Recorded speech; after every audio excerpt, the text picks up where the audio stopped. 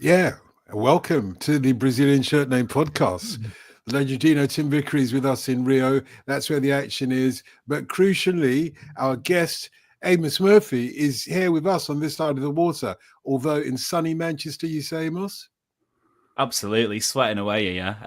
For once, we are the sunny one. Sorry, Tim. Well, we are talking Club World Cup, and it's pretty hot there as well, Tim. Just how hot? You've told us once or twice about this. Is it Guatemalan linesman who collapsed? That's right. Yes, last year in the Copa America in Kansas. It's obviously a big country, and dreams stay with you. I'm told that the games in New Jersey so far have been pretty cool, but some of the other ones, temperatures, and you're already seeing the way that the climate is having an impact on the tournament, not just in terms of extreme heat, but also in terms of tropical storms or whatever that have caused two of the games to have their to be suspended and so on. So it's an uphill struggle, isn't it, in many ways? And I think one of the problems with this is that the venue's wrong. I don't think they've chosen a good venue to do this the first time around. Yeah, Amos, by the way, I should introduce you as well because you write on football for the Daily Express, amongst other places as well. We'll come back to your own, particularly online places where you are, where you'll be well known, actually. What was the name of the website that you launched? The City Ramble podcast. So Right, we City did that. Ramble. We've done that for a few Apologies. years. Yeah, apologies. All good. So here in Britain, Tim's always wondering whether we've gotten into this Club World Cup yet. Despite what he says about the venue and everything, it's fair to say that we're not really enamored with it, isn't it? Or am I making the wrong conclusion? Yeah, I think that's fair enough in terms of the general public. From my own sort of social circle, being with Man City fans, it's kind of been a case of, okay, well, I'll watch the City games, but I'm not tuning in for the rest of it. But from a personal point of view, and a self-confessed football nut, maybe I'm not loving it yet. Maybe I'm not quite there, but the intrigue has certainly taken over for me because we are seeing clubs from across the world come together. Some of my favourite matches so far in this first week have involved the South American teams, and in a non-patronising way, this means an awful lot to those guys to sort of show what they can do on a global stage. So I think I've tried to decompartmentalize the off the field stuff and the circus that's going on around it because that is really bad. But I think if you can try and take the footy at face value, I've had a decent, I'd say, couple of days watching it.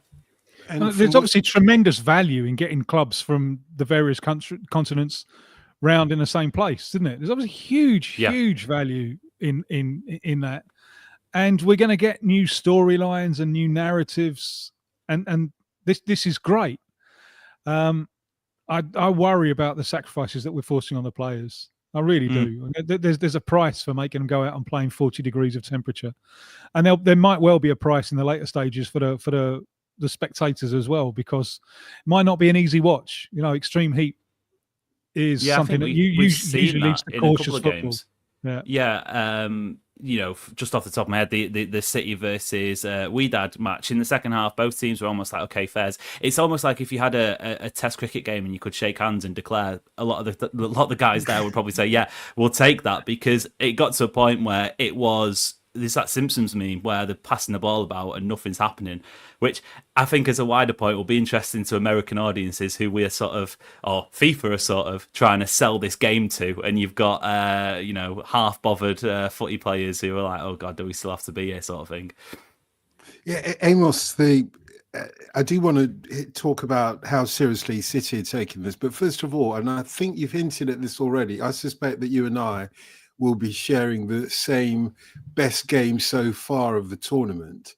And it involves, at least on one side, a South American team, doesn't it? Your favourite? Yeah, absolutely. I think we're hinting at Boca versus Benfica, which was just, bedlam at times, in all of the best senses. It was certainly worth waiting up till, I think it was 11 p.m. kickoff here in the UK, so that was certainly worth it.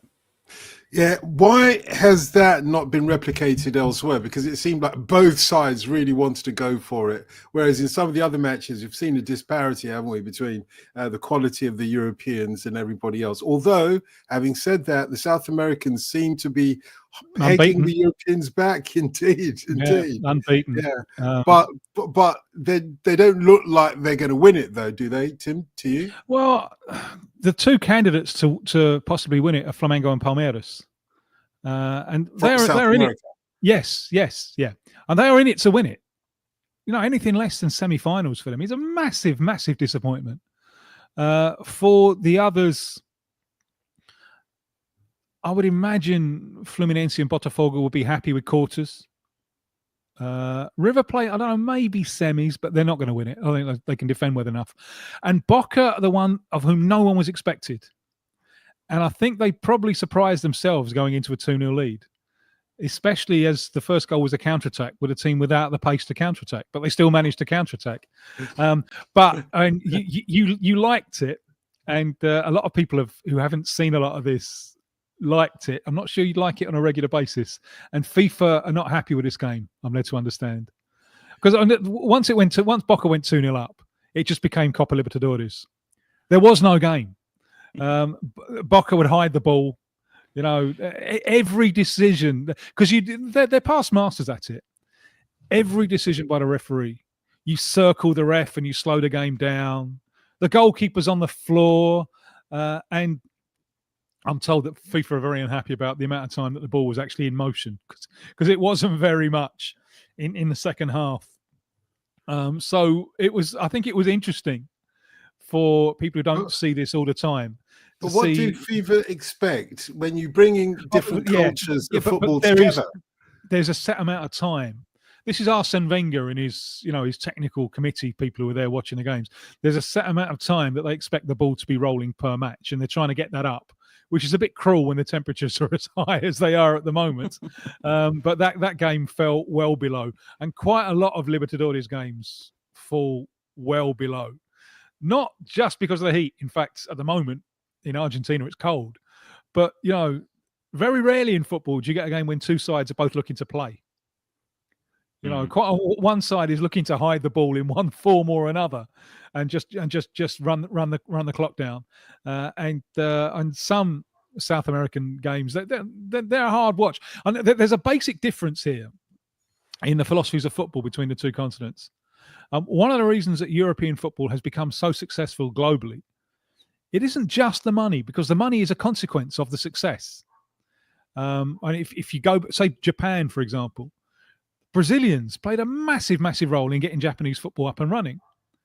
Brazilians were in pole position there to sell their product to a Japanese audience, but they weren't particularly interested, and Europe was. And one of the things that European football is concentrated on is the spectacle, because this is part of a business model. You want to attract the neutral. So you want to. So, for example, those games between Inter Milan and Barcelona, they were fabulous, fabulous games. It was wonderful, wonderful games, because the business model is based on attracting the neutral. South America hasn't really reached that phase. South America, you're still playing to the gallery of the committed fan, and the committed fan is delirious winning 1-0 with a goal that shouldn't have been given. Brilliant. Because you got all the more, because you can rub it into your opponents all the more. And so FIFA look at that Boca game and think that's not good. We can't sell that consistently to the neutral. And so that I think is one difference between the business model of the two continents. And it means, I think, that going into the business end of the tournament, you're going to need some very, very strong referees. Yeah. It's interesting. I wonder if FIFA might think that now, but down the line in this tournament, if, for example, and I really hope it isn't the case, but the South American teams bomb out and, let's say, none of them reach the quarterfinals, I do wonder if FIFA would actually be like, would we mind sprinkling one or two in there? Because it just becomes a mini Champions League with players who are not sold on it themselves, and also physically maybe aren't matching the demand. So, maybe they accept the fact that in that Boca Juniors game, for example, it's like when the commentators say, "Oh, we don't want to see this," but everyone at home's nodding along like, "Yes, we absolutely do want to see this." But if it means maybe one or two go a little bit further, I don't know. I will say though, Fluminense I thought were. A really exciting good football team. They were they were much better than Dortmund in spells that game, and big surprise to me. Didn't expect them to be so good, but the thing that they did, and I think this is absolutely key to this tournament and the way it's going to unfold. He got his team selection right, 3 in central midfield. Now, this is something that we saw last year in the Copa America that was also played in the States, where the Guatemalan linesmen and all the rest of it. There were some sides that were trying to play 4-2-3-1. And they couldn't do it. They had to go with 3 in central midfield, because one of the things that is going to be absolutely crucial in this tournament is, are you able and willing to run backwards? We can all run forwards. No one wants to run backwards. And by having 3, so on some of the teams in the Copa America, they started off with 4-2-3-1 and they just had to give it up. They had to put the extra man in central midfield, just so you were more balanced there. You had more men behind the ball, and there wasn't quite as much running back going on. And he got his team selection right with 3 in central midfield. My worry with Fluminense is where the goals are going to come from, because I just can't see them scoring too many. But it was certainly a better performance from them than I expected. And yeah, they especially first half they shaded Dortmund, and I don't think the South Americans will bomb out. I think you'll see plenty in the business end, which is really FIFA salvation, because it's them. It's the South American fans who are stopping this from being a fiasco, isn't it? Yeah. Have you got any mates who've gone over, Amos? Yeah, I know a few people who are out there, and early reports back aren't enjoyable. I think it's weird, because it's almost like this. There's a paradox here with the Club World Cup, in the sense that it's maybe this is a little bit crude, but it feels like it's been given to the States as maybe a token gesture for a quote unquote meaningful competition. But the reason the Champions League, the Premier League, etc., is so attractive to American audiences is because it's established, it's got that sort of prestige around it. It almost feels to me like this tournament would have been better off being maybe in somewhere like South America or in Asia, where you are going to have the spectacle, maybe less on the pitch, but in the stands, and it's going to be, people will flood. And then America goes, oh, maybe I want a little bit of that. The people who are out there at the moment, for me, are saying it's not capturing that imagination, even amongst sort of football/soccer circles. I think the next one has to be in South America. Yeah. First, because of the fans, but also because if you play it, most of the places, this is our winter. So, they're going to be cooler. When I saw next few days, Spain and Portugal are expecting temperatures of 43 degrees. That's where the next World Cup is going to be played, along with Morocco. It's madness, this. It's madness, So one of the advantages of South America at this time of the year is you can probably get games with more intensity because it's a bit cooler. In fact, you could argue that the Club World Cup should be played anywhere in the world except Europe, because if you really want to, well, no, the paucity of the game is that if you live outside Europe, you very rarely get to see all these players that FIFA and everybody else are forcing down your throat and saying these are the people you should look up to, but you never get to see them. It's the same in music. Sorry to bring in a music analogy so quickly, but imagine if you're in West Africa and you've been forced a diet of sort of Stevie Wonder and James Brown, but you never ever get to see them. For us here in Europe, we know they're going to come over soon at some point or other, unless they have a pathological fear of flying, like Elvis did, like Aretha Franklin did. But more than ever, you're going to go and see them. But, these competitions don't happen as much in America. That's why you've got so many South American fans over there, the sort of international tournaments that we take for granted. Plus also, arguably, when you're trying to build a tradition for a new tournament, and I thought what you said earlier on Amos was, really on point, that it doesn't have a tradition, this, and they're trying to force it onto us, but it will come naturally. I don't doubt that in 50 years from now, if not in 20 years from now, football fans, because we know that they'll go far and wide to watch their football. They put on a match at 11 o'clock in the evening and we've got work the next day and we watch it. Nevertheless, if they put it on at 2, 3 o'clock, 4 o'clock in the morning, we'd still be watching it, wouldn't we? And we go further than most sports fans, I think, to support our teams. However, until then, you would have thought that a way to build up a kind of a culture around this is for us to go and see how the South American football fans are, even though they're not packing out the stadiums, but we get a sense of, wow, that's how their tradition of football, evolves. That's what they find fascinating, like what you said a moment or two ago, Tim, about, the idea of we beat you 1-0 on a VAR decision that went our way but shouldn't have. That kind of thing is, we don't get that. We don't, over here we'd sort of be a bit embarrassed. Yeah, we beat you 1-0, but let's not talk about it. Let's call it a friendly or whatever you want to call it. Let's just not look too closely at the VAR. Those kind of cultures. Do you see much of that, Amos, as you're watching this, a sort of difference in footballing cultures around the globe?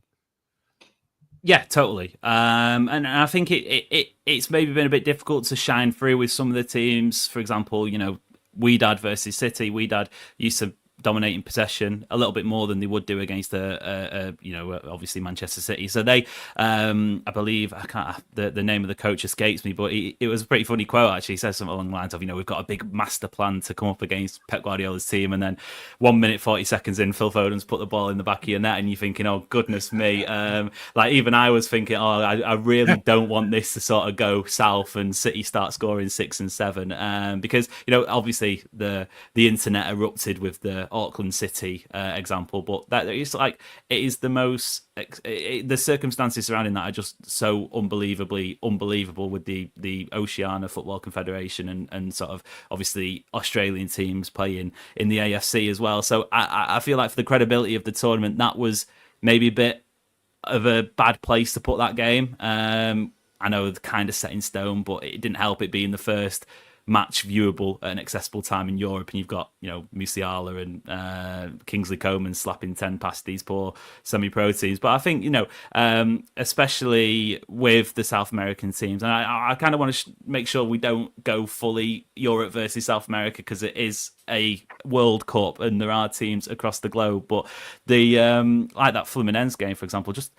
how nonchalant some of the shots were in the best possible way. We usually sort of see in European teams taking time, finding passing angles, trying to work the ball to the byline and get a cutback. No, none of that, and that did make for a real spectacle. And I think actually some of the Dortmund players were maybe a little taken aback by it. The sheer gall of some of these players, and again, we've not mentioned the Porto versus Palmeiras game, which was another, even though it was 0-0, it was super fun, and I thought Porto maybe struggled a little bit with parts of that game. So yeah, I think the more it goes on as well, we say this even with international tournaments, the longer the tournament progresses, the more teams maybe start to take it a little bit seriously. If you are fighting in a quarter-final or semi-final, I think that's where we will start to see the true quality shine through. But there's certainly been a few tidbits to take away from it so far. Yeah, how seriously is... You go ahead. No, I was just going to ask about how seriously Pep Guardiola and City are taking it at the moment. Yeah, where do you think, for the English clubs, where do you think this fits in? It's interesting because the elephant in the room is the big cash prize that's on offer, and without reading confidential contracts, I can't even begin to speculate what sort of bonuses will be on offer. You'd imagine for players it'd be high, just as an incentive to FIFA tell the clubs to take it seriously. The clubs have got to then tell the players to take it seriously, and usually the only way to do that will be financially. So I'd say there is it's almost like a half pre-season friendly, in the sense that I feel like the players, and City in particular, just off that first game, possibly took it a little bit more seriously than they would do a random pre-season friendly against insert X team in wherever. I think you can take away maybe it's as simple as the fact that when the opening goal goes in, they celebrate as a team, and in pre-season friendlies, it's usually a few high fives and whatnot. But I think it totally depends on where City and Chelsea get, because if they get knocked out in the round of 16, there's a situation where City and Real Madrid could come up against each other in the round of 16. If one of those two teams goes out, then I think everybody shakes hands and says fair play, whatever. There's not going to be any heartache. There's not going to be any lost tears over it. But if you're in a semi-final, in a final, like you said before, Dotun, 50 years' time, this could be one of the great trophies. Yep. And maybe a few of them were suspicious, but Real Madrid are 15-time European champions, and a chunk of them were won back in black and white TV. Well, sort of black and white TV. So I think there is a chance when you get to a certain point in this tournament that we will start seeing more seriousness. But even still, I don't think I would be amazed if, for example, PSG are playing at the same intensity they played that Champions League final against Inter a couple of weeks ago, if they make it that far. I don't think they can. I think they'll pay a price for what they've just done against Atletico Madrid. Which was really surprising, actually, how sort of hard they were going in the heat in Pasadena.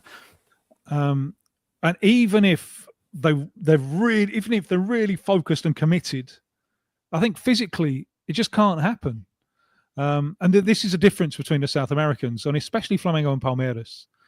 They have planned their whole year like Olympic athletes, and this is the Olympic Games. So they've planned the whole year to be at their peak now, whereas the Europeans are in this kind of, is it post-season? Is it pre-season? Some of them have just been on holiday and so on. So physically, they cannot be at their peak. I'm actually really enjoying it, but I will be glad when it's all over, because I feel at the moment in this life that I lead, I'm being shot by both sides. And I'm because on the one hand, when especially the English are terrible with this. When they say no one cares about it, I think how can you be that arrogant? How can you honestly dismiss? How can you not even want to be aware of how other people in different parts of the world think about it? As soon as I hear this, all right, you might not care about it. You might not know anyone who cares about it. You might be right not to care about it. I don't know. But that isn't the way that huge swathes of the population think. Right. So on that, you get that on one side. On the other side, it brings out the extremes of South American nationalism. Because when I say, well, the Europeans, they're not 100% here. They can't be 100% here. You just get accused of lying. Oh, that's just an excuse because they don't want to lose to us. Because it's the projection of their philosophy of football where losing is a disaster. And the emotionally unbalanced person often projects his own lack of balance onto you as well. So if you're not that bothered, then no, you have to be bothered. You have to be bothered. So it's all about you don't want to lose, and you want an excuse if you lose. And I'm already seeing some of them just go mad. Some of them saying, look, this proves that European football is not very good and our football is at least as good, and thinking this is madness. This really is madness. So, I've got delusions on one side and arrogance and indifference on the other. And it's quite stressful dealing with two extremes that are equally worthy of condemnation. So I'll be quite happy when it's all over. Funny. How about you, Amos? I know there's still some great football to be played before it's all over, but where will you be focusing your attention? Our good mate Andy Brassel, who's stationed out in Pasadena for the tournament, suggested that Saturday 2 a.m. our time, Boca Juniors yet again with the mighty Bayern Munich.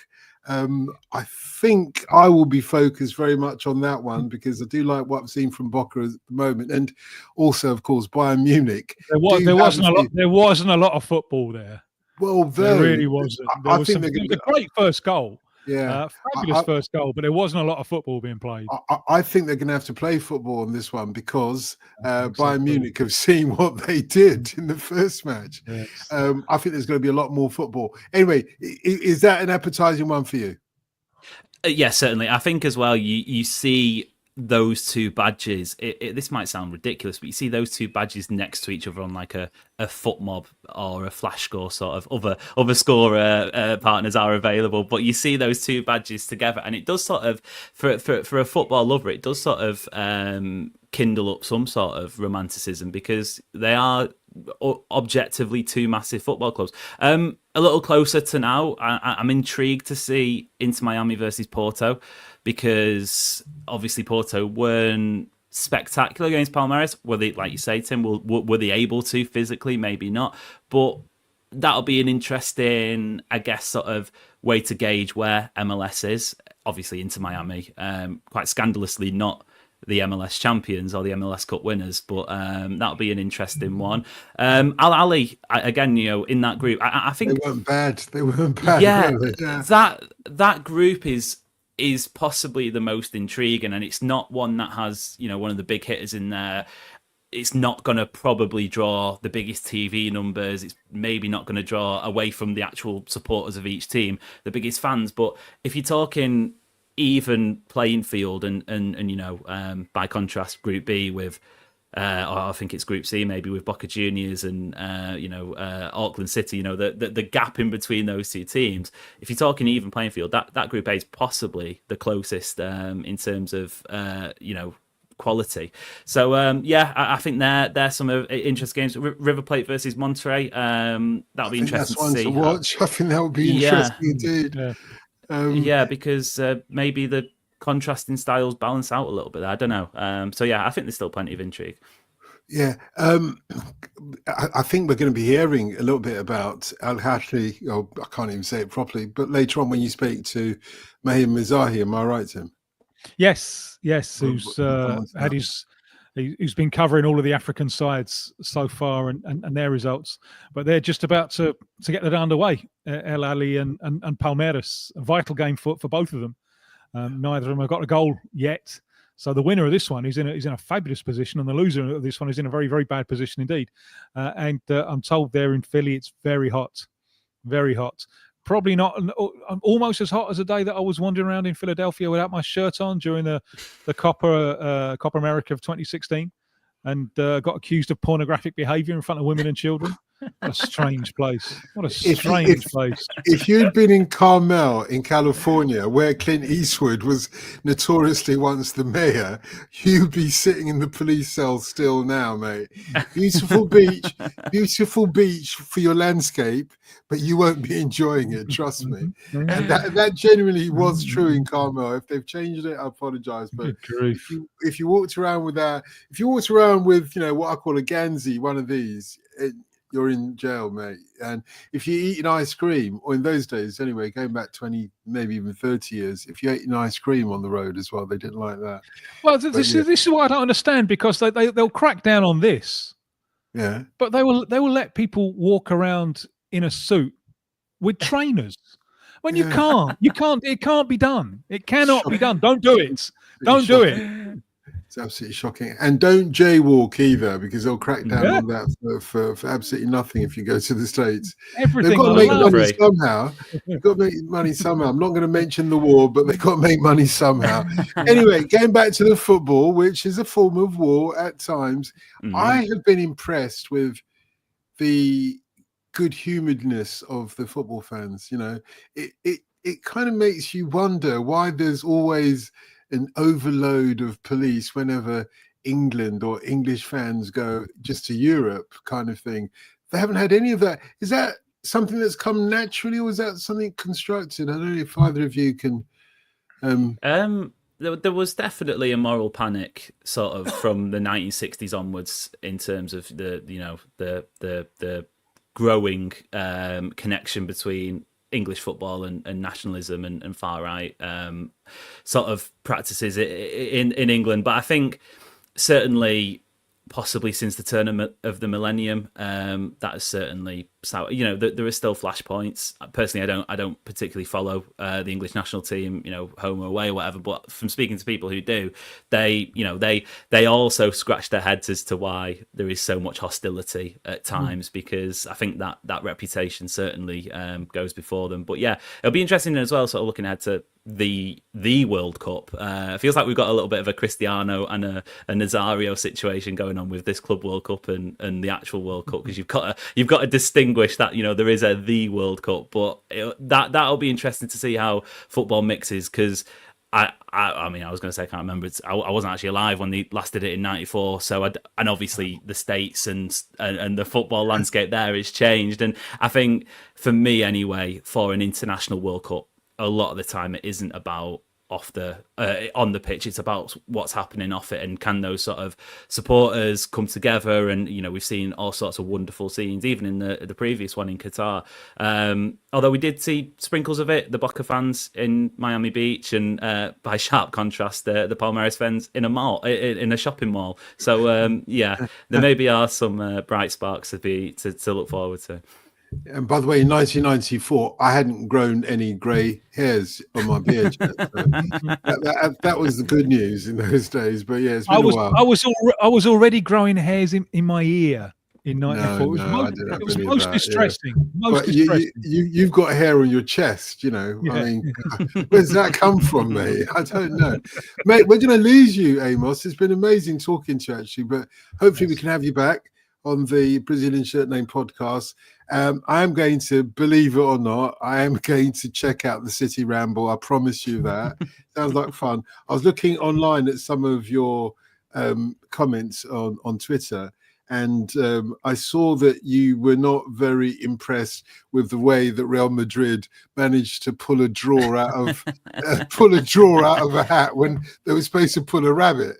Yeah, you weren't very impressed with that at all. That they've got form in this, have they? It took them one game to unlock the cheat code of getting a penalty when they were desperate for a goal. And I was just thinking, where have we seen this before? They always seem to find a way, but they didn't know about Bono. And what a beautiful day to make a loose music reference there. Very good, very good. Tim, I will not follow. Oh no, you don't have to follow. It's been amazing. Let's do this again anytime you like. Pleasure. Thank you, guys. Amos Murphy, thank you very much. Sports writer for the Daily Express, co-founder of the City Ramble. And Tim, as I said earlier on, you and Maher, we call him the Chicken Tikka Mo Salah, have been getting together to talk the African football representation in the Club World Cup. All four African sides have now played their first games of the tournament, and Maher Mezahi, journalist covering North African football, not least, has been following their progress. And when you caught up with him yesterday, Tim, to find out how they've been doing, he said something like this. Club World Cup from the African perspective, 4 games, 1 win, 1 draw, 2 defeats, a grand total of 1 goal scored, but a grand total of no sides humiliated. Maher, what do you make of it so far? That last sentence that you said about no sides humiliated, I had that exact reflection as I was leaving the stadium today after the Wydad versus Manchester City match. I was thinking Inter Miami versus Al Ahly. I expected a little bit more out of Al Ahly. I really thought they could win that match, and they should have won that match in the first half. But when I think about Esperance versus Flamengo or Wydad versus City, those are two matchups that I thought the African teams were going to be severe underdogs in, and you just hope that they don't get trounced 4-0, 5-0, and they weren't. I thought they were at times competitive. They did some interesting things. The one that we had to have was Mamelodi Sundowns beating Ulsan, and they managed to do that yesterday in a convincing manner, but I don't think they were outstanding either. So I think every team sort of played up to their standard. Nobody was, put in an incredible performance where they outplayed their standard, but nobody at the same time has completely embarrassed themselves and embarrassed the continent. So far so good, and I think all teams are in it so long as they put in better performances now. The one that fascinates me, the Sundowns fascinate me anyway, just because over the last few years and months, you've spoken so much about them and how interesting they are. And the moment of truth is arriving for them now, with games against Dortmund and Fluminense. But the moment of truth is coming right now for Al Ahly. Now, I thought that in the first half, in that opening game, Al Ahly against Inter Miami, the first half was a massacre, wasn't it? and Al Ahly should have put them away. But I wonder if that said more about Inter Miami than it did about Al Ahly, because at halftime, Javier Mascherano made the change, because I think his initial idea just wasn't workable. They were too open. You couldn't play a high line with those centre backs against this Al Ahly team who was so good on the transitions, and so change it round at half time, and after that it was a different game, and I couldn't imagine Al Ahly winning it. And what worried me for the difficult games to come is I thought that the defence under pressure didn't look like they were used to being under pressure, and I don't think they defended very well. And I'm a bit worried for them against Palmeiras. How do you see that? Do you agree? And how do you see it? Completely agree. And I think really the goalkeepers for either side also kept their teams in the match. Ashinawi had a brilliant second half for Al Ahly. The thing that you're absolutely right to call out their defense, but it's not that so much that they're sort of unused to being put under pressure for an entire half. That is the case, but it's also that they're missing their talisman, their captain, Rami Rabia, probably the best Egyptian defender at the moment, a starter for national team and club. 2 weeks ago, he was sold to a club in the UAE, and they didn't grant him an extra few weeks to stay with Al Ahly. They wanted him immediately to join his new club, and so they haven't been able to replace him. They signed a defender named Beckham, actually, to replace him to play against Inter Miami. Mind games and a half. But they haven't really been able to replace him. And I think that's been a big problem for them. And that's really the only one glaring weakness I see in their squad at the moment. So that was a problem. And then I thought, I don't know if, would humidity be a problem? Is that like, but people say, but they play in Africa. It's humid over there in Cairo at the same time. But I don't know, maybe Inter Miami are a little more used to the climate. I thought they looked tired in the second half, whereas in the first half they looked very sharp and explosive. And what about Esperance? You were in the stadium for that one in Philly against Flamengo. Now I thought that was a good game. I couldn't watch it as avidly as I wanted to because I was on the air doing the World Football Phone in at the time, so I had to kind of look over my shoulder.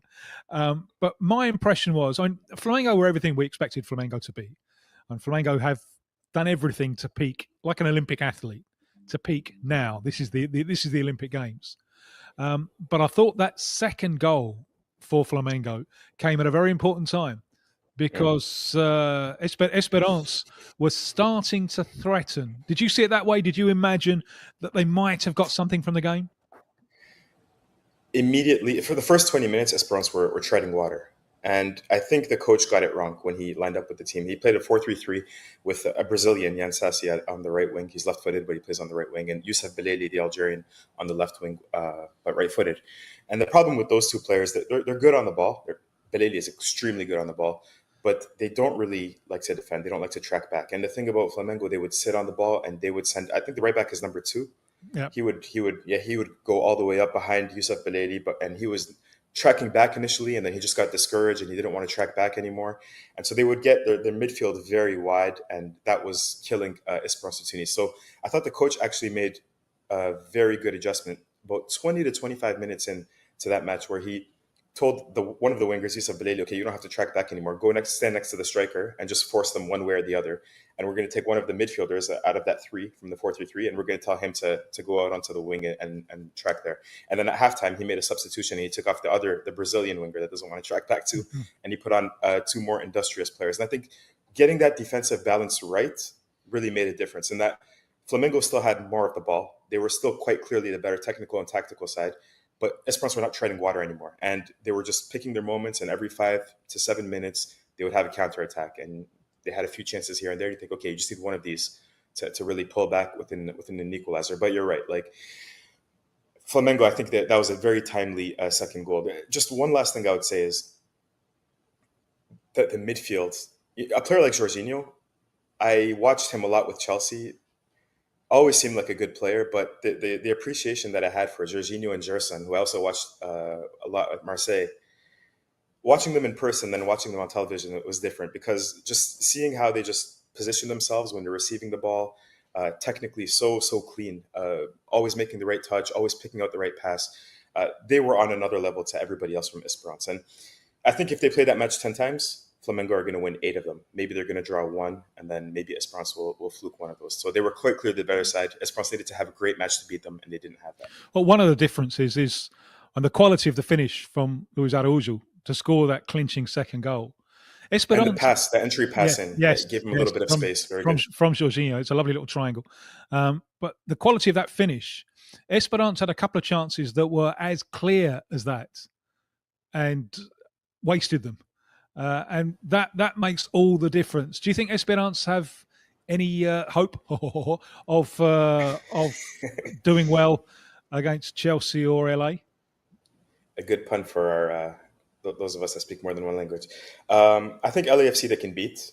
I think LAFC is going to be a competitive match. I'm not saying Esperance are clearly better, but I think it's going to be one of those tight ones, similar to Ahly versus Inter Miami, that they can beat them. Chelsea, I don't think so. Coming into this tournament, I thought Ahly and Mamelodi Sundowns were Africa's best hope to get out of the group stages. I'm sticking to that. I don't think that Esperance will have enough quality.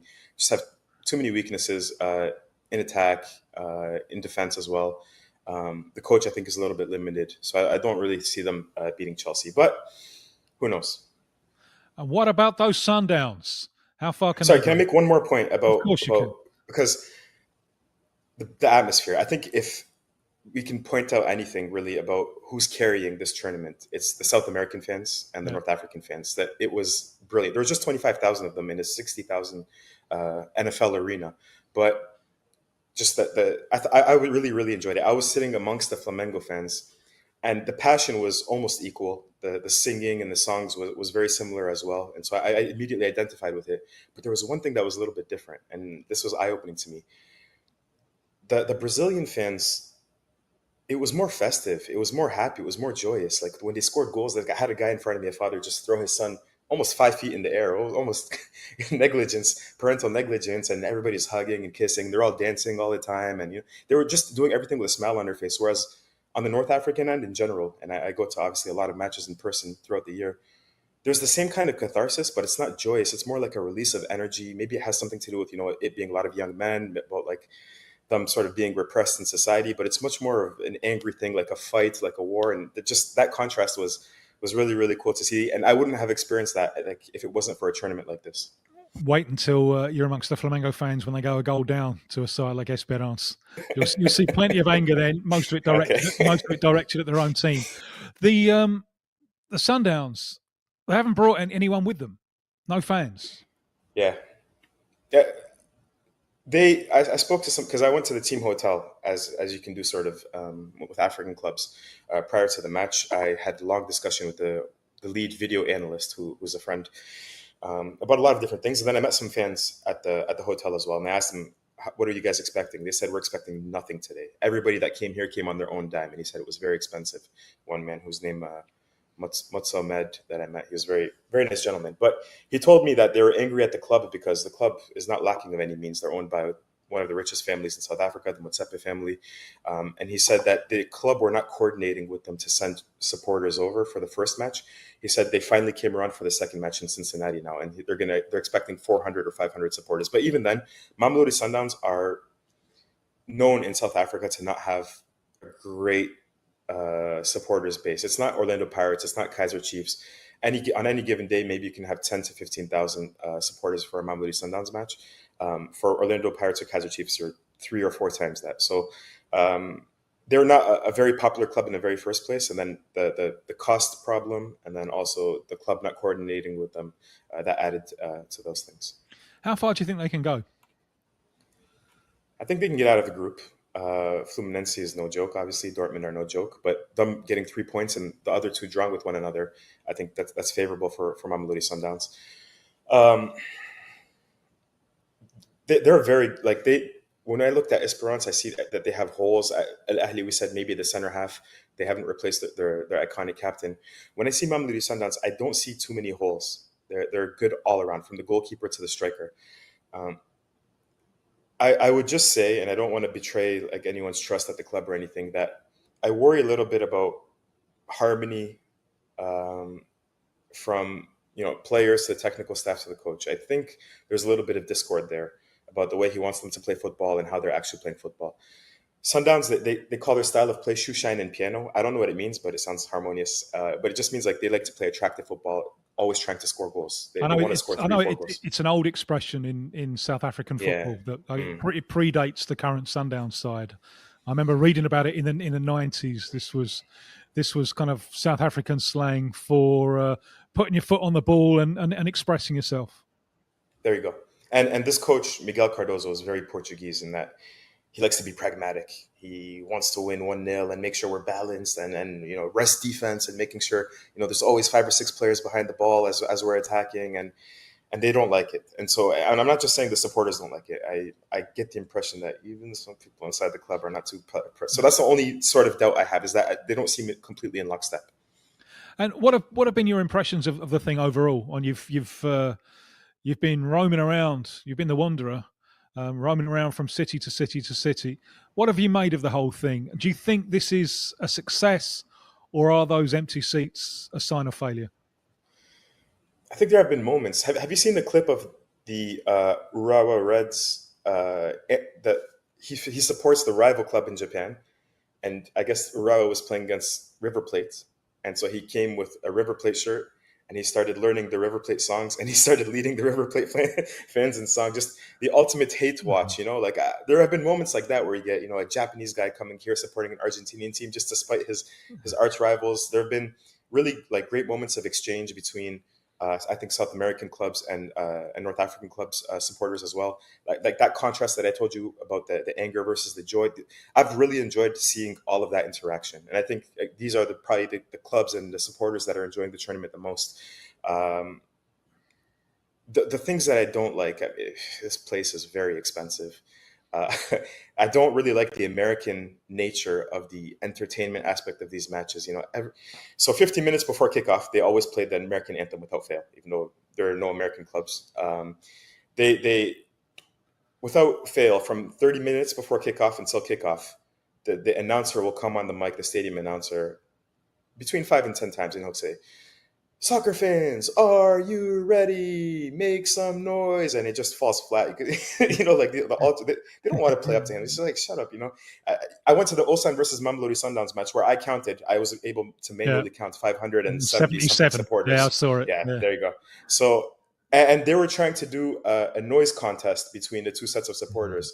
Ulsan fans, who can make, and there's a decibel meter, who can make the most noise? All right. And it's just falling flat. So they're trying to Americanize it too much. They can't there's no pause, there's no silence, and I don't really enjoy that. But overall, I don't hate the concept. I think there's potential, particularly for the South American clubs and the African clubs and the Asian clubs as well. I think maybe in a different location, with a few tweaks here and there, I think it can be a real success.